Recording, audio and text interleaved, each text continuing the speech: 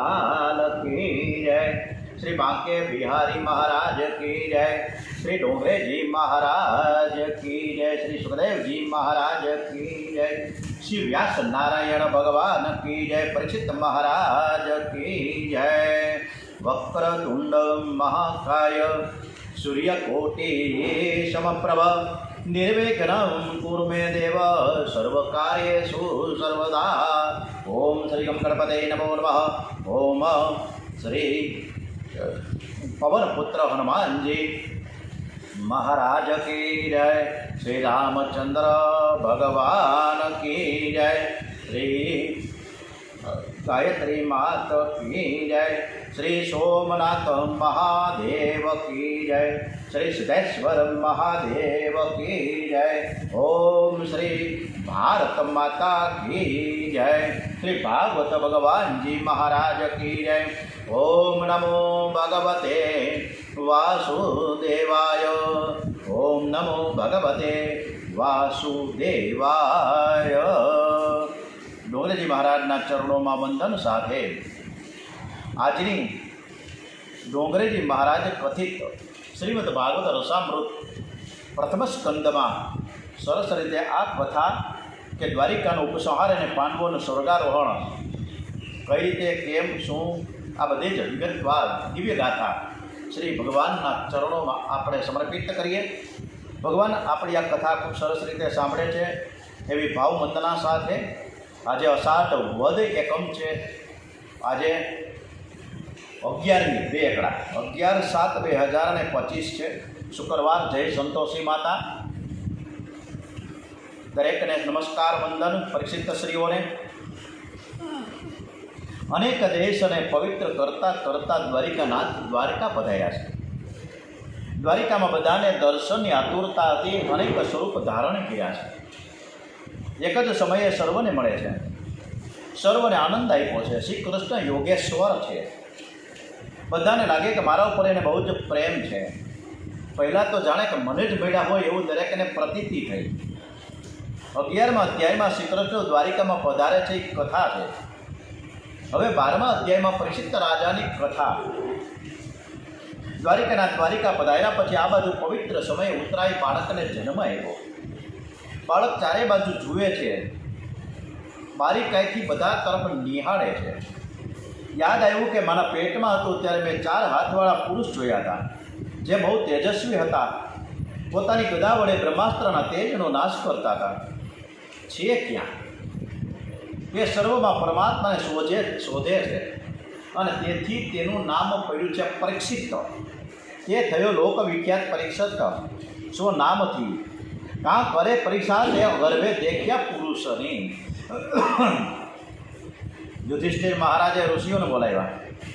ઋષિએ કહ્યું કે આ બાળક મહાન રાજા થશે, મોટા યજ્ઞો કરશે, પરંતુ સર્પદંશથી તેનું મૃત્યુ છે અને અંતકાળે તેને મહાન આત્માના દર્શન થશે। તેનું મૃત્યુ મંગલમય થશે। આ તેનો છેલ્લો જન્મ છે। પરીક્ષિત ધીરે ધીરે મોટા થાય છે। 13મા અધ્યાયમાં ધૃતરાષ્ટ્રના મોક્ષની કથા કહી છે। વિદુરજી જાત્રા કરતા ઘેર આવ્યા। વિદુરજીએ 36 વર્ષ યાત્રા કરી। સંતો તીર્થયાત્રા કરી તીર્થને પાવન કરે છે। તીર્થે કુર્વંતે તીર્થાની। વિદુરજીએ સાંભળ્યું કે કૌરવનો વિનાશ થયો છે। હસ્તિનાપુરની ગાદીમાં ધર્મરાજ બિરાજેલા છે। વિદુરજીને ભાઈની એટલે કે ધૃતરાષ્ટ્રને પ્રત્યે ખૂબ જ અનહદ લાગણી છે। 100 છોકરા મરી ગયા પણ હજી આ માણસ ઘર કેમ છોડતો નથી? એ ઘરમાં મરશે તો એનું મરણ બગડશે। એ ઘરમાં ફરીથી જન્મ લેવો જ પડશે એને। એ ઘરમાં રહીને અતિ આસક્તિ છે। એ વિદુર જે ધૃતરાષ્ટ્રનું મરણ સુધારવાની ભાવનાથી ઘેર આવ્યા। બધાને આનંદ થયો છે। ધૃતરાષ્ટ્રને મધ્યરાત્રિના સમયે સમજાવે છે કે ભાઈ, તારા મુખમાં મૃત્યુની મને છાયા દેખાય છે। ભીમને ઝેરના લાડુ ખવડાવ્યા। એ ભીમના ઘરે તું ખાંડના લાડુ ખાતા તને શરમ નથી આવતી? પાંડવો તો ધર્મની મૂર્તિ છે। તારા વેરનો બદલો પ્રેમથી આપે છે। તારામાં કંઈ અકલ છે કે નથી? હવે જવાનો સમય થઈ ગયો છે, છતાં તને વિચાર કેમ નથી આવતો? આ ઘરમાં તું મરીશ તો તારા ઘરમાં ફરીથી જન્મ લેવો પડશે, તારું મરણ બગડશે। ધૃતરાષ્ટ્ર કહે છે, હું સમજું છું, મને ખરાબ સ્વપ્નો દેખાય છે, પણ હું શું કરું? હું આંધળો છું, ક્યાં જાઉં? વિદુરજી કહે, ચાલ હું તને લઈ જાઉં. દિવસે તો ધર્મરાજા તને નહીં જવા દે. એ ધૃતરાષ્ટ્ર સમજાવીને મધ્યરાત્રિના સમયે ગંગા કિનારે હરિદ્વારની પાસે સપ્ત સ્તોત્ર તીર્થમાં વિદુરજી ધૃતરાષ્ટ્રને લઈને આવ્યા છે. હિમાલયમાંથી ગંગાજી નીકળે છે. રસ્તામાં 7 ઋષિઓ બેઠા છે. એ 7 ઋષિઓ ભાથી હાથ જોડીને ગંગામાની સ્તુતિ કરે છે. એ માને મનાવે છે, માં મારા આશ્રમમાં પધારો. 7 ઋષિઓ પ્રાર્થના કરે છે.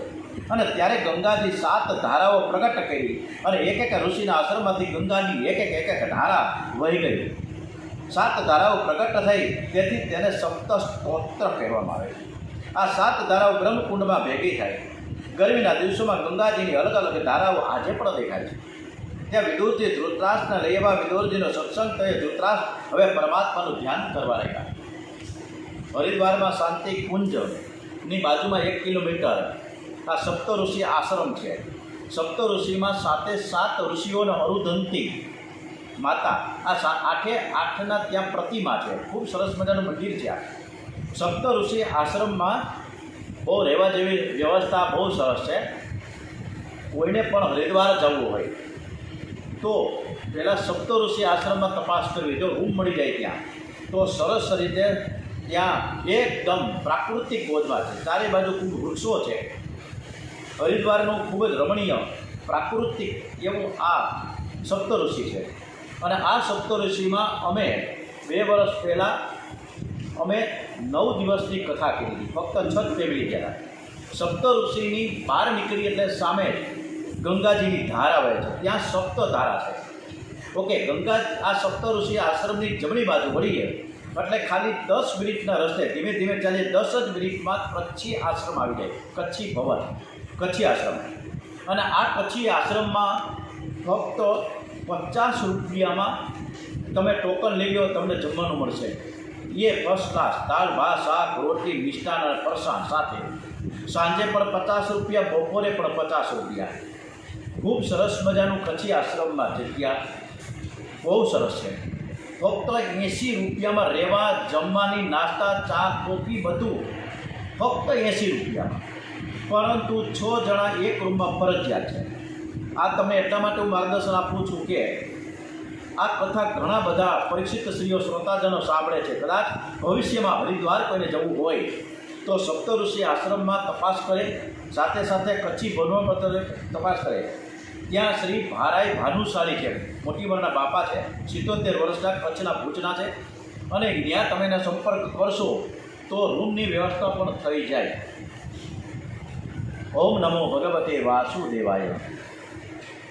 આજે આ સપ્તધારાની વાત નીકળી એટલે વાત કરવાનું મને મન થયું. ધર્મરાજાનો રોજનો નિયમ હતો કે રોજ મારે મારા કાકાને કાકીને વંદન કરવા. આજે કાકા દેખાતા નથી, ક્યાંય ગયા. કાકી એકલા જ ઘરમાં છે. મેં એના છોકરાને માર્યા, તેથી કંઈ આત્મહત્યા કરવા તો નથી ગયા ને. ધર્મરાજા ગભરાઈ ગયા છે. ભગવાનના લાડીલા ભક્તો જ્યારે દુઃખી થાય છે ને ત્યારે વગર આમંત્રણે સંતો એમના ઘેર જાય છે. આજે નારદજી પધાર્યા છે. ધર્મરાજાને સમજાવે છે કે હવે તમે કાકાની ચિંતા ન કરો. વિદુરજીના સત્સંગથી હવે તેનું મરણ સુધરશે. તમે તમારી ફરજ બજાવો. તમે તમારી ફરજ બરોબર સરસ રીતે બજાવી છે. આજ સુધી કાકાને કાકીની તમે સેવા બહુ કરી, પણ હવે તમે આ કાકામાં મમતા રાખો તે સારું નથી. કોઈ માનવમાં મમતા રાખશો નહીં. મમતા રાખવી હોય તો તમે ભગવાનમાં રાખો. કોઈ સ્ત્રીમાં, કોઈ પુરુષમાં મમતા રાખે તે બહુ રડે છે, દુઃખી થાય. ધર્મરાજાને નારદજી સમજાવે છે. આપણા શાસ્ત્રોમાં લખ્યું છે કે 50-55 વર્ષ થાય ત્યાં સુધી ઘરની કુટુંબની કાળજી રાખવી તે ખોટું નથી. 55 પછી 2 પાતળા ભેગા થાય. 55 વર્ષ પૂરા થાય પછી એ કાળજી બધાની રાખે બરાબર સારું ન કહેવાય. 50-55 થાય કે છોકરાને ઘર સોંપી દેવું અને છોકરાઓને ભગવાનને સોંપી દેવા. ભગવાનને કહેજો કે આ છોકરા તમારા છે, મારા નથી. આજે સ્વામિનારાયણ સંપ્રદાયમાં ઘણા બધા જુવાન એન્જિનિયર કક્ષાના, ડૉક્ટર કક્ષાના ઘણા બધા જુવાન દીકરાઓ આજે સાધુ થઈ ગયા અને એક જનકલ્યાણ માટે પોતે ભેગ ધરી દીધો. અને એકવાર સાધુ થાય પછી ઘરે આવે જ નહીં. એટલે મા બાપ પણ એને મોકલી દે છે એવી રીતે જૈન સમાજમાં પણ ઘણા બધા સાધુ થયા છે. સાધુ પણ નાના નાના દીકરા દીકરી, પાલીતાણા હું એકવાર ગયો હતો ત્યારે હાવ નાના 7-8 વર્ષના દીકરા દીકરી એવા સરસ મને રમકડા જેવા હામા મળ્યા, એવા સફેદ કપડાં વસ્ત્રધારી, માથે મુંડન, અને એને દીક્ષા અંગીકાર કરીને કહો, નમસ્કાર કરવાનું મન થઈ ગયું, હું એને પગે લાગ્યો ત્યાં રોડ ઉપર.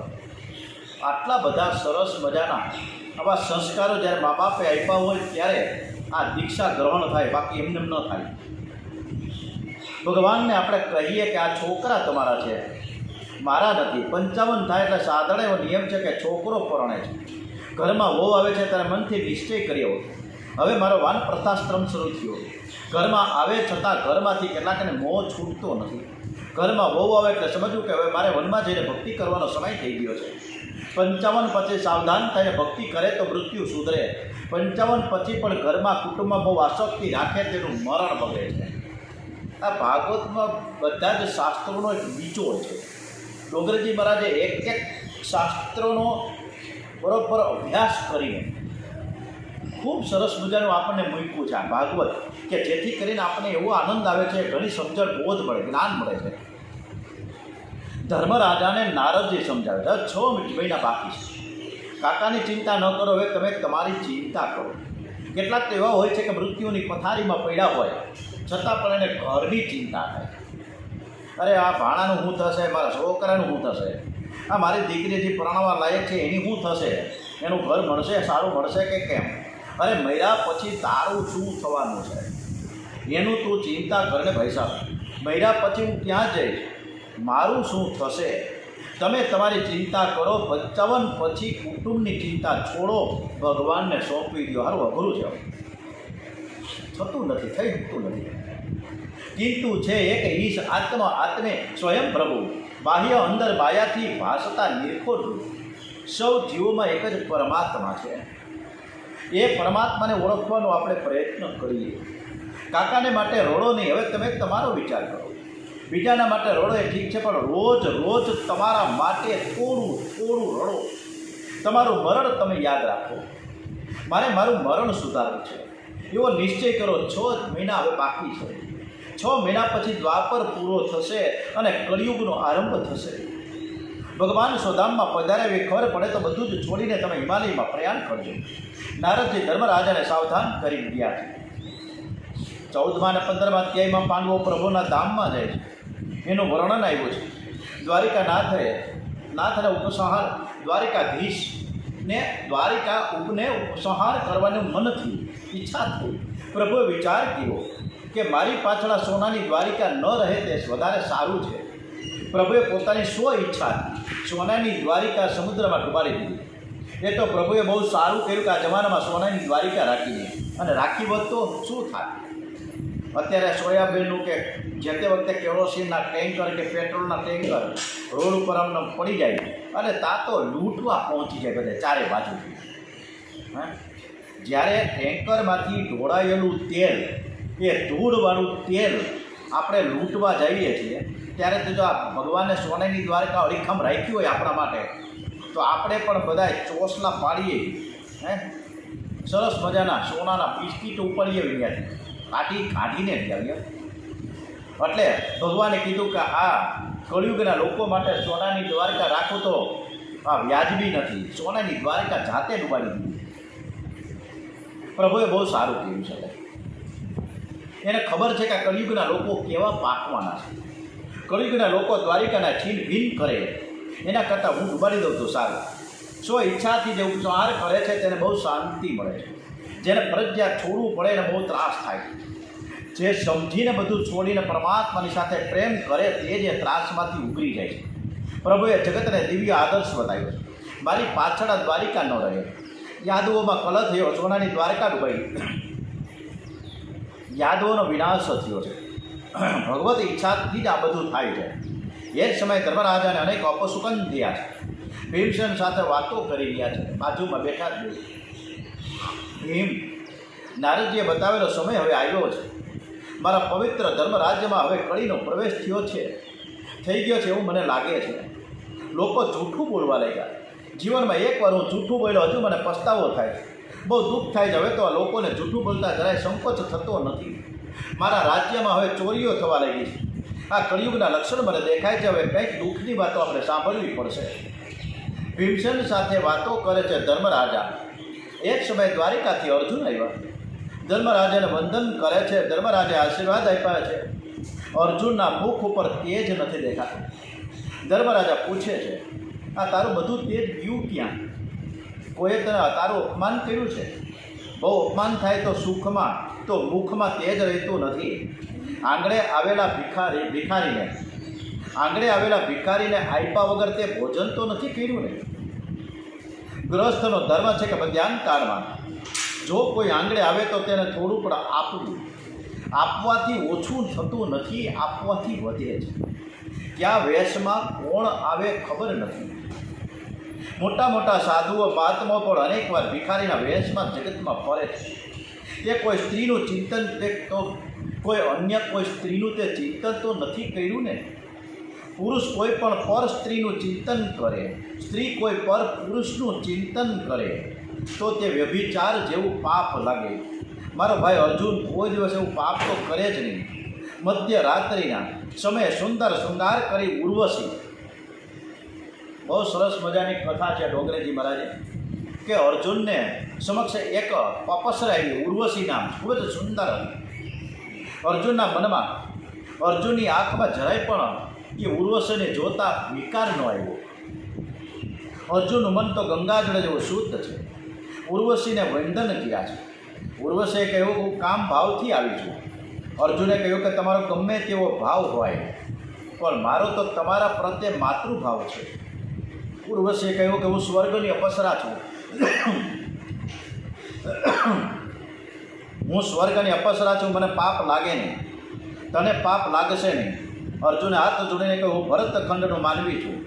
મારો ભારત દેશ સ્વર્ગ કરતાં પણ શ્રેષ્ઠ છે. ભારતીય સંસ્કૃતિ કહે છે કે પ્રત્યેક સ્ત્રીમાં માતૃભાવ કેળવો. માં, હું તમારું બાળક છું. ઉર્વશીએ કે હું તને શ્રાપ આપીશ. અર્જુને કહ્યું માં, તને જે યોગ્ય લાગે તું શ્રાપ આપી દે, મને વાંધો નથી. એમ છતાં પણ હું તો તમને વંદન જ કરીશ. એકાંતમાં જે કામને મારે છે એ જ મારો ખરો વીર છે, અને કામનો માર ખાય તે દુગડો છે. મારો અર્જુન વીર છે, આવું પાપ કરે જ નહીં. આજ તારા મુખ ઉપર તેજ કેમ નથી? મને કળિયુગના લક્ષણ દેખાવા લાગ્યા છે. તારા પ્રાણ કરતાં મારા શ્રી કૃષ્ણનો વિયોગ તો નથી થયો ને? ધર્મરાજા એક એકનું નામ લઈને કુશળ સમાચાર પૂછે છે. દ્વારિકામાં બધા શું કરે છે? બધા આનંદમાં તો છે ને? શ્રી કૃષ્ણના વિયોગમાં અર્જુન વ્યાકુળ થયા છે. વ્યાકુળ થયા છે અર્જુન વીર છે પણ બાળકની જેમ રોવા લાગ્યા છે. મોટા ભાઈ, હવે હું તમને શું કહું? હું કોના તમને સમાચાર આપું? ભગવાન શ્રી કૃષ્ણ સદામ પધાર્યા છે. પ્રભુ સદામ પધાર્યા એ સાંભળીને ધર્મરાજા પણ બહુ વ્યાકુળ થયા. સિંહાસનમાં બિરાજતા હતા એ ધર્મરાજા સિંહાસન ઉપરથી ગબડી પડ્યા. શ્રી કૃષ્ણ વિનાનું જીવન વ્યર્થ છે. પ્રભુએ મને આજ્ઞા કરી અને એકલા સુધામમાં કેમ પધાર્યા? આ જીવન હવે શું કામનું? શ્રી કૃષ્ણના વિયોગમાં અર્જુન શ્રી કૃષ્ણનું સ્મરણ કરે છે. પરમાત્માને એક એક ઉપકાર યાદ કરી રહ્યા છે. હું એમને બરાબર ઓળખી ન શક્યો. મારા ઉપર એમનો કેવો અતિશય પ્રેમ હતો. મને યાદ આવ્યું છે, મને બરોબર યાદ છે. મને એકવાર કહેલું કે અર્જુન, તું મને બહુ જ વહાલો લાગશ. તું માંગ, તું જે માંગીશ તે હું તને આપીશ. મારી એ વખતે બુદ્ધિ બગડી હતી. મેં માંગ્યું કે યુદ્ધમાં જીત થાય, મને માંગતા ન આવ્યું. આજે શ્રી કૃષ્ણ વિયોગમાં મને ખાતરી થઈ ગઈ કે મારામાં જે શક્તિ હતી એ શક્તિ મારી ન હતી, એ પ્રભુની પ્રસાદી હતી. મારા હાથે આ બધા જ કામ કરાવવાની પ્રભુની એક ઈચ્છા હતી. હું જ્યાં ગયો ત્યાં મારી જીત થઈ. પણ આજે શ્રી કૃષ્ણ વિયોગમાં હું આવતો હતો. રસ્તામાં કાબાઓએ મને લૂંટી લીધો, મને બહુ માર્યો. મારી હાર થઈ. આજે મને ખાતરી થઈ ગઈ કે સર્વત્ર મારી જીત જે થતી હતી એ મારી શક્તિ બિલકુલ હતી જ નહીં. ભગવાનની શક્તિ બધે જ કામ કરતી હતી. મને શ્રી કૃષ્ણના પહેલાં દર્શન દ્રૌપદીના સ્વયંવરમાં થયા. ત્યાં મત્સ્ય ભેદ કરવાનો હતો. આ મન ભટકતા માછલા જેવું છે. જે મનને મારે છે તેને દ્રૌપદી મળે છે. દ્રૌપદી એ કૃષ્ણ ભક્તિ છે. ભક્તિ તે જ કરી શકે જે મનને મારે છે. અને એ જ સમયે પરમાત્માએ મારા સામે જોઈ, મારામાં એ શક્તિ આવી ગઈ. મેં મસ્ત વેદ કર્યો. શ્રી કૃષ્ણ દ્રૌપદીને ભર સભામાં અપમાન થતું અટકાવ્યું. મોટાભાઈ, તમને યાદ છે ને દુર્યોધને કેવું કેવું કર્યું હતું આપણા ઉપર? 4 મહિના સુધી દુર્વાસા ઋષિને ઘરમાં એણે રાખ્યા. દુર્વાસા ઋષિને એવો નિયમ હતો કે 10,000 બ્રાહ્મણોને જે જમાડે તેને ઘેર જમવું. દુર્યોધને 4 માસ સુધી સંતની સેવા તો કરી, પણ સદભાવથી ન કરી, કુભાવથી કરી. કાર્તક સુદ દ્વાદશીનો દિવસ હતો.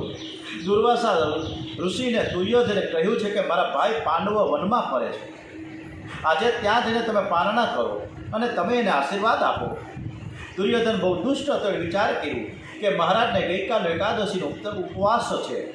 સૂર્યદેવે દ્રૌપદીને અક્ષર પાત્ર આપવામાં આવ્યું છે. પરંતુ દ્રૌપદી ભોજન કરીએ એ પછી એ પાત્રમાંથી કંઈ નીકળતું જ નથી.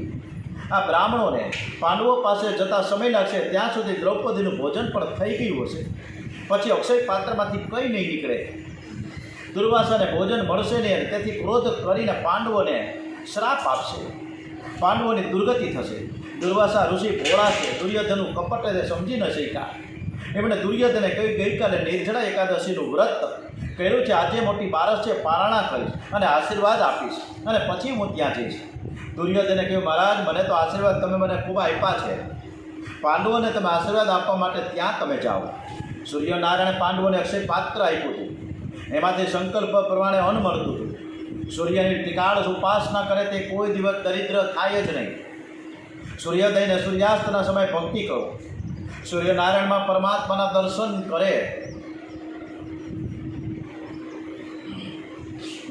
કરો. સૂર્યનારાયણની તીકાળ ભક્તિ કરે, એને રોગ થાય નહીં.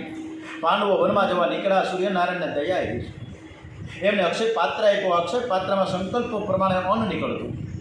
આંગણે જે કોઈ સાધુ બ્રાહ્મણ આવે તેને દ્રૌપદી હાથ જોડીને પૂછે, મહારાજ આપને શું આરોગવાની ઈચ્છા છે? સંકલ્પ પ્રમાણે અન્ન નીકળતું. જંગલમાં મંગલ થતું. દ્રૌપદી પાંડવોની સાથે સત્સંગ કરી રહ્યા હતા. દ્રૌપદી કહેતા હતા કે મારા ભગવાનને ખોટું કરતા આવડે જ નહીં.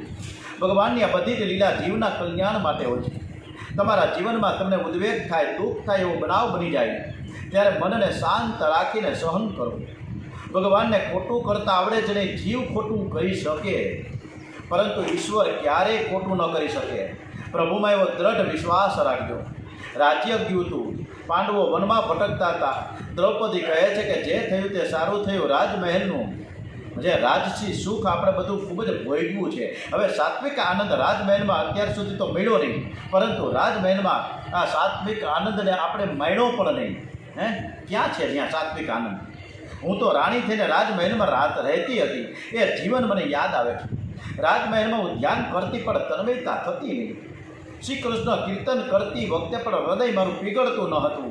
આ વનવાસમાં આવ્યા પછી ધ્યાનમાં તન્મયતા આવી. કીર્તન કરતાં કરતાં આંખમાંથી પ્રેમારસુ નીકળે છે, આનંદ મળે છે. આવો સાત્વિક આનંદ આપવા માટે પ્રભુએ આપણને વનમાં મોકલા છે. એટલે થેન્ક્સ કહે છે. ભગવાન જે કંઈ કરે છે તે જીવનના મંગલ માટે કરે છે. ભોજનથી પરવારીને દ્રૌપદી પાંડવોની સાથે સત્સંગ કરી રહ્યા હતા. અને એ જ સમયે દુર્વાસા ઋષિ ત્યાં આવ્યા. ધર્મરાજાએ ઊભા થઈને પુષ્પથી વધાવ્યા. દુર્વાસા ઋષિએ કહ્યું કે આ 10,000 બ્રાહ્મણો તમારે ત્યાં ભોજન કરવા માટે આવ્યા છે. સવારે હસ્તિનાપુરથી નીકળ્યા છીએ. ગઈકાલે એકાદશીનું નિર્જળા વ્રત છે. બહુ ભૂખ લાગી છે. ધર્મરાજાએ હાથ જોડીને કહ્યું, આપે બહુ કૃપા કરી. આ બ્રાહ્મણોની સેવા કરવાનો અમને લાભ મળ્યો છે. ચાલતા આવ્યા છો, થાક લાગ્યો છે. એકવાર તમે ગંગાજીમાં સ્નાન કરીને આવો, ત્યાં સુધીમાં રસોઈ તૈયાર થઈ જશે. દુર્વાસા ઋષિએ કહ્યું કે સ્નાન કરવાની તો બધાની ઈચ્છા છે, પણ ભૂખ બહુ લાગી છે. અમે સ્નાન કરીને આવીએ ત્યાં સુધીમાં તમે રસોઈ તૈયાર જ રાખજો. ધર્મરાજે કહ્યું, હા મહારાજ, બધું જ થઈ જશે, ચિંતા નહીં કરો. ધર્મરાજા ધીર ગંભીર છે, મતિ શાંત છે. અતિ દુઃખમાં મેં મારો ધર્મ છોડ્યો નથી. અતિ દુઃખમાં મેં પાપ નથી કર્યું. અતિ દુઃખમાં હું ભગવાનને નથી ભૂલ્યો. ઠાકોરજી કેવી લીલા કરે છે મારે જોવું છે. ધર્મરાજા શાંતિથી ધ્યાન કરવા બેઠા છે. ઘરમાં એક દાણો નથી. દ્રૌપદીનું ભોજન થઈ ગયા પછી અક્ષય પાત્રમાંથી કંઈ નીકળતું નથી. ધર્મરાજા જાણતા હતા, પણ શાંતિથી પરમાત્માનું સ્મરણ કરતા હતા. ભીમ અર્જુન થોડા ગભરાયા. દ્રૌપદી પણ અતિ વ્યાકુળ થયા છે. સાંભળ્યું છે કે દુર્વાસા ક્રોધી છે, કદાચ શ્રાપ આપી દેશે. દ્રૌપદી પ્રેમથી પરમાત્માને પોકારે છે. એનો આર્તનાદ પ્રભુના કાને જાય છે. દ્વારિકામાં રાજ ભોગ આરોગીને દ્વારિકાનાથ શયન કરી રહ્યા છે અને એ જ સમયે પ્રેમથી પોકારે છે. અને આપણે પણ સરસ મજાનું દ્રૌપદીની સાથે જોડાઈ જઈએ. બધાએ સરસ રીતે આપણે જોડાશું.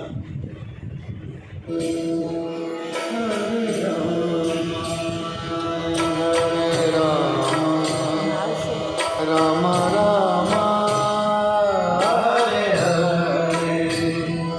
હરે કૃષ્ણ હરે કૃષ્ણ કૃષ્ણ કૃષ્ણ હરે હરે હરે રામ હરે રામ રામ રામ હરે હરે. બધાએ સાથે ગાજો. દ્રૌપદી એકદમ ભાવવહીન એની શૈલીમાં અંદર હૃદયથી ભગવાનને પોકાર કરી રહ્યા છે.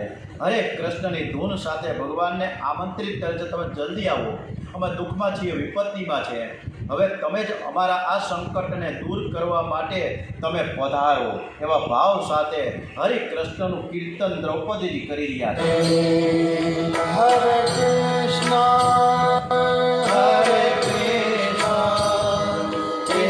કૃષ્ણ હરે હરે રામ હરે રામ રામ રામ હરે હરે Krishna Krishna Krishna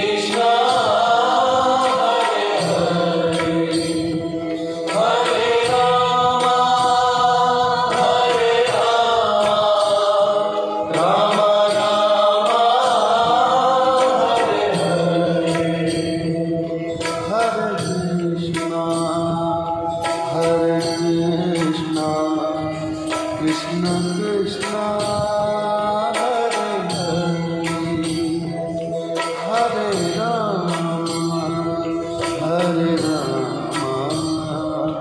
Rama Rama Rama Hare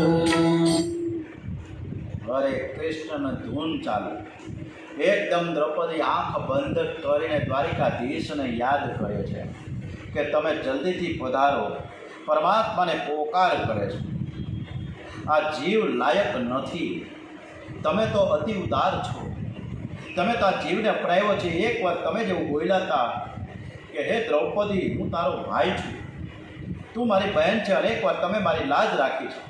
તમારી બહેન અત્યારે ભિખારી બની ગઈ છે, ઘરમાં કંઈ જ નથી. 10,000 બ્રાહ્મણો ભોજન માટે હમણાં જ આવી રહ્યા છે. હે નાથ, તમે કૃપા કરો, ગરુડે ચડીને જલ્દી જલ્દી પધારો. હવે તમે વિલંબ ના કરો, મારી લાજ જશે તો જગતમાં હાંસી મારી નહીં થાય, તમારી થશે. દુર્વાસા ઋષિને આવવાનો સમય થઈ ગયો છે. દ્રૌપદીને બહુ જ ઈચ્છા હતી કે દુર્વાસા ઋષિ આવતા પહેલાં દ્વારિકાનાથ જલ્દી જલ્દી આવી જાય. હું દુર્વાસા ઋષિને શું મોઢું બતાવું? દ્વારિકાનાથ આવીને દુર્વાસાને સમજાવે. દ્રૌપદી દ્વારિકાનાથને કહે છે કે નાથ તમે જલ્દીથી આવો. પ્રેમથી પરમાત્માનું કીર્તન કરતા કરતા એ પરમાત્માને પોકારે છે. Hare Rama Hare Rama Rama Rama Hare Hare Hare Krishna Krishna Krishna પ્રભુ એકદમ જાયગા છે. દ્વારિકાનાથની સેવામાં રૂકમણી જે સોનાની થાળીમાં સુંદર મેવો લેવા છે. રૂકમણીજી મનાવે છે, હું બહુ પ્રેમથી લાવી છું, તમે થોડુંક આરોગો. પણ દ્વારિકાનાથની આંખ ભીની થઈ. રૂકમણીજી પ્રેમથી પૂછે છે કે આપણે શું થયું છે? પ્રભુએ કહ્યું કે દ્રૌપદી મને બોલાવે છે, પાંડવો બહુ દુઃખી છે. રૂકમણીજી કહે છે, મેં સાહેબ છે કે પાંડવો તો વનમાં છે, આપને જવું તો ભલે પધારો, આ મેવો આરોગીને પછી જાઓ. વૈષ્ણવ જ્યારે બહુ દુઃખી થાય છે ને, ત્યારે પ્રભુને આરોગવાનું મન થતું નથી. એ રૂકમણીની સાથે બોલવા પણ તૈયાર રહેતા નથી, દોડવા લાગ્યા છે. જે રીતે શબ્દ ખાલી સાંભળો અને દ્વારિકાનાથ સિંહાસન ઉપર બિરાજમાન અને હળી કાઢીને સુદામાને મળવા દોડ્યા. એવી રીતે એ પાંડવો જે વનમાં હતા ત્યાં પહોંચ્યા છે. આ બાજુ કૃષ્ણ કીર્તન કરતા કરતા દ્રૌપદીને દર્શન થયા છે. શ્રી કૃષ્ણ રૂકમણીજીના રાજમહેલમાં બિરાજમાન છે. દર્શન કરી રહ્યા છે. દ્રૌપદી આંખ બંધ કરીને. શું દર્શન થયું છે? શ્રી કૃષ્ણ રૂકમણીજીના રાજમહેલમાં બિરાજમાન છે. રૂકમણીજી આરોગવાની પ્રાર્થના કરે છે, પણ મારા માટે તે દોડતા આવ્યા છે. આજે મેં એના ભોજનમાં ભંગ કર્યો છે. એ આરોગવાની તૈયારીમાં હતા. મેં મારા પ્રભુને બહુ ત્રાસ આપ્યો છે. આ વિચાર જે દ્રૌપદીના મનમાં આવ્યો ત્યાં જ હે દ્રૌપદી આ જ શબ્દો એક વખત દ્વારિકાનાથે વિદુરજીને કીધું, એ કાકા હું આવ્યો છું. ત્યારે દ્રૌપદીને કીધું કે હે દ્રૌપદી આ તારો ભાઈ આવ્યો. અને દ્રૌપદી શબ્દ સંભળાયો. દ્વારિકાનાથ સન્મુખ છે. દ્રૌપદીને જોવાની હિંમત થતી નથી. હું સ્વાર્થી છું. મેં મારા ભગવાનને બહુ ત્રાસ આપ્યો. દ્રૌપદીની ધરતીમાં નજર છે. પરમાત્માએ સ્મિત હાસ્ય કર્યું. દ્રૌપદી મને બહુ ભૂખ લાગી છે. હું દોડતો આવ્યો છું. મેં દ્વારિકામાં કંઈ ખાધું નથી. મારે હવે તારા હાથનું ખાવું છે. તું મને કંઈક આપ.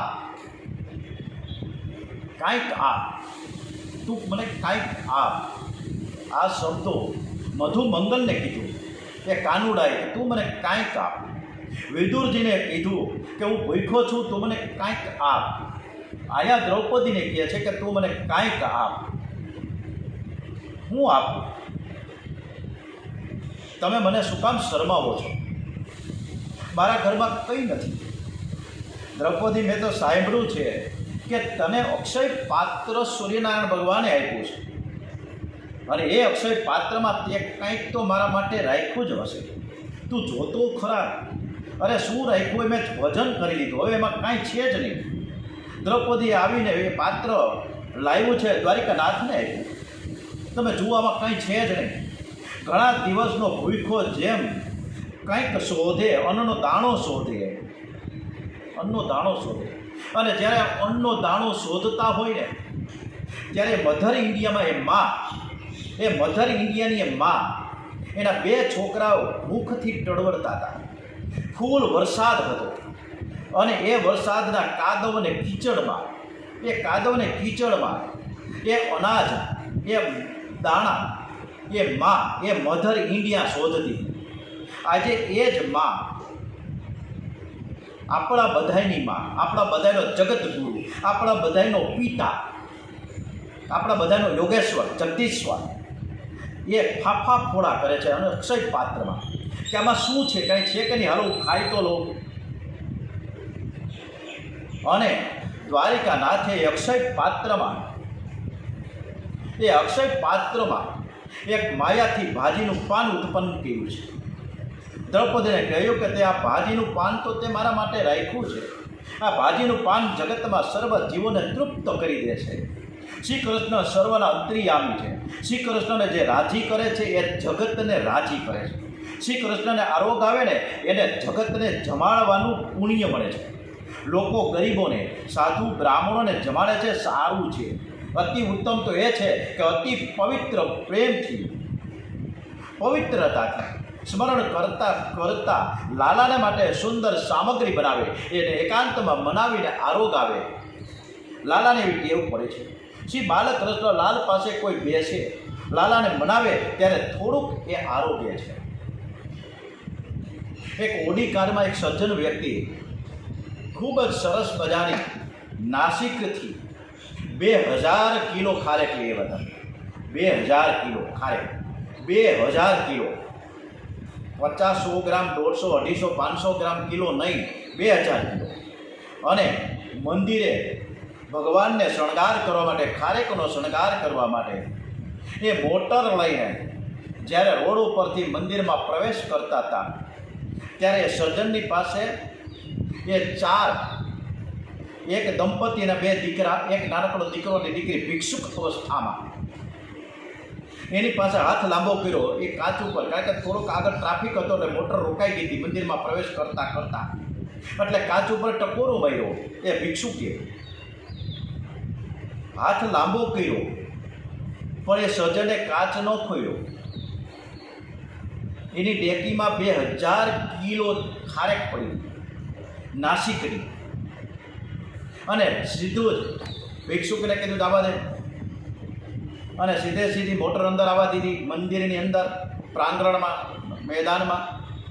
અને પછી તો એ ત્યાં મહારાજને ધૈર્ય સરસ મજાના શણગાર થયા. એટલે ત્યાંથી રણછોડ રાજ્યે જે ઓલા સજ્જન વ્યક્તિને કાનમાં કીધું કે હું નારાયણ છું, તે મને નારાયણને આ સરસ મજાની ખારેક ધૈર્ય હું ખૂબ જ તારાથી રાજી થયો છું.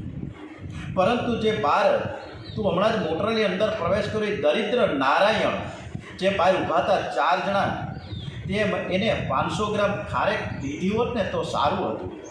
તો સીધો એ 2000 કિલો મને આપ્યું, હું સ્વીકારું છું. તારી ભાવનાને હું સમર્પિત, તારી જે ભાવના છે તે મને સમર્પિત કરી હું સ્વીકારી લઉં. પરંતુ આ દરિદ્ર નારાયણને તારે પહેલાં આપવાની જરૂર હતી. તો આપણે એવી ટેવ પાડીએ કે પહેલાં દરિદ્ર નારાયણને કાંઈક તો પહેલાં આપીએ પછી ધરવા જઈએ, પણ આપણે કંઈ કરતા જ નથી. શ્રી બાલકૃષ્ણ લાલ પાસે કોઈ બેસે ધીમેથી, લાલાને મનાવે ને ત્યારે થોડુંક આરોગ્ય છે. જશોદા મૈયા બહુ મનાવે ને ત્યારે આરોગતા. શ્રી કૃષ્ણ આજે ભાજીનું પાન આરોગ્ય છે. પ્રભુએ સંકલ્પ કર્યો કે જગતના બધા જ જીવ તૃપ્ત થઈ જાય. શ્રી કૃષ્ણ અને અજીર્ણના ઓળકાર આવ્યા છે. દુર્વાસાનું પેટ પડી ગયું. ઓલી બાજુ 10,000 જે અત્યારે ગંગા સ્નાન કરી રહ્યા હતા, દુર્વાસા અને એની સાથેના 10,000 ઋષિમુનિઓને પણ એકદમ એને પણ ઓળકાર આવી ગયા. પેટ ફૂલાઈ ગયું કે જાણે ખૂબ જીમાં કેમ હોય. બ્રાહ્મણો જે સંધ્યા કરતા હતા, પૂજાપાઠ કરતા હતા, ગંગા સ્નાન કરતા હતા, સૂર્ય ભગવાનને અર્ધ્ય આપતા હતા, બધાને એકદમ ઓળકાર આવ્યા છે. સૌને આશ્ચર્ય થયું કે આ શું.